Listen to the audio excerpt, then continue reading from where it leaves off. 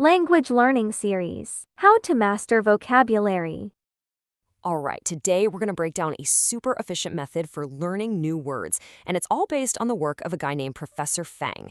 If you've ever felt like you're just hitting a wall trying to expand your vocabulary, you are going to want to stick around for this. Yeah, just look at that number, 10,000 words. For most of us, a goal like that just feels, well, impossible, right? Completely overwhelming. But here's a thought. What if the problem isn't actually the number of words, but the way we've been trying to learn them all along? Okay, let's dive right in. The very first step here is to totally redefine the goal itself.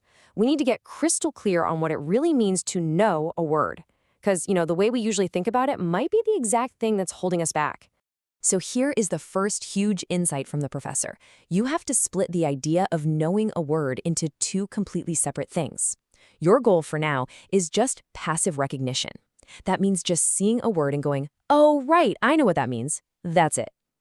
Active use, being able to perfectly use that word in a sentence off the top of your head, that's a whole different skill. That comes much, much later.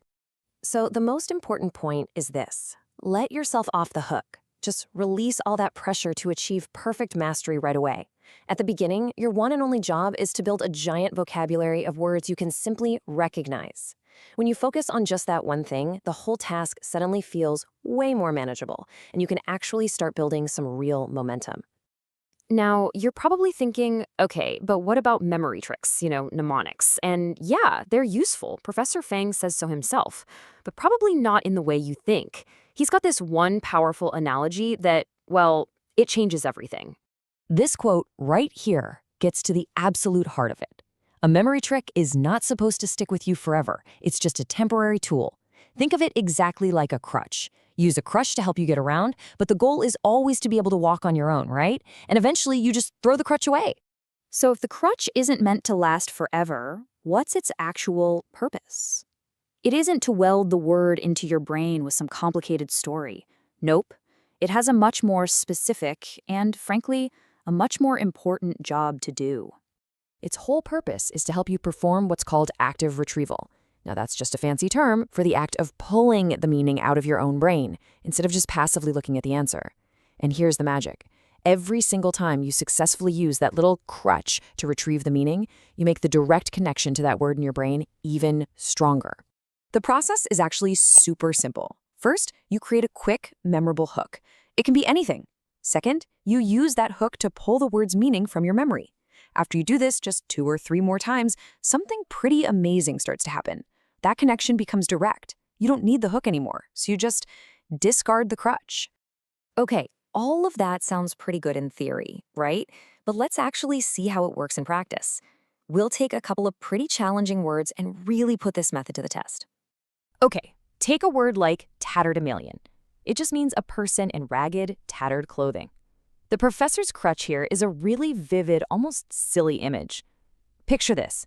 A person is holding 3 umbrellas that are all tattered and falling apart, and to make things worse, a lion is chasing them. It's a ridiculous image, right? But it works. It serves as the perfect crutch to help you retrieve the meaning, a person in tattered clothes. But for a really complex word like triskaidekaphobia, a different kind of crutch might be better. For this one, a more analytical approach is perfect. You just break it down into its Greek roots. So tris is 3, kai is and, deca is 10, and we all know phobia is a fear of something. So the fear of 3 and 10, the fear of the number 13. And this right here reveals the core principle. The type of crutch you use doesn't matter one bit. It can be a funny image, a logical breakdown, or even just something that sounds similar. Its only job is to help you perform that active retrieval a few times until the connection becomes automatic. So now we've got the technique down. We're aiming for recognition, and we're using temporary crutches for active recall. But what's the best plan to actually put this into practice and learn all those thousands of words? Well, Professor Fang argues that the pace you set is absolutely critical. I mean, learning 1 word a day, that's just way too slow. You'd never feel like you're making progress, and you'd probably give up. On the other hand, trying to cram 1,000 words a day, that's way too intense. You would burn out almost immediately. So he identifies the sweet spot, a number that's ambitious enough to create some real momentum, but is still manageable enough to be sustainable day after day. And that magic number is 100 words per day. And that's the plan. 100 words a day for 100 days gets you right to your goal of 10,000. Look, it's a challenge, for sure. It's going to take some focused work, but it's a real, concrete plan that can completely transform your vocabulary in just a little over 3 months. So there you have it. By shifting your goal from mastery to simple recognition, by using memory tricks as the temporary crutches they're meant to be, and by committing to a consistent and ambitious plan, that massive vocabulary mountain suddenly seems a lot more climbable. The only question left is, what will you learn?